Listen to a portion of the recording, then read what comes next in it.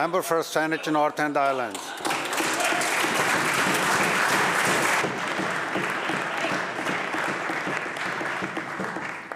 Member for Saanich North. Thank you, Mr. Speaker. The environmental degradation of the Saanich Inlet is personal. It's a culturally and ecologically sensitive glacial fjord that has sustained countless generations of my ancestors. This is the place that I and my relatives belong to. As a boy, I worked the deck of my father's fishing boat as visitors from around the world came to experience the once robust salmon fishery there.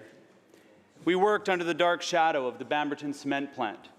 It was a heavy industrial site spewing ash over the mountainside. By the 1980s, the inlet had succumbed to the pollution, and the fishers abandoned fishing almost altogether. Our shellfish beaches have been perpetually closed, herring and fowl harvests just a memory. I hung my head in shame. Had I been the last generation of chocolate to fish those waters?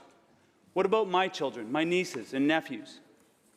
Quoting a 1996 study undertaken by the Provincial Ministry of the Environment, the level of protection afforded to Saanich Inlet must be based on the most sensitive human or ecological use. The concept of assimilative capacity must not be viewed as an pollute up to level, but rather as a tool to effectively direct protection and remediation efforts, end quote.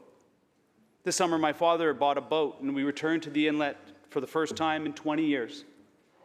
After years of limited industrial activity, the fish and wildlife are returning.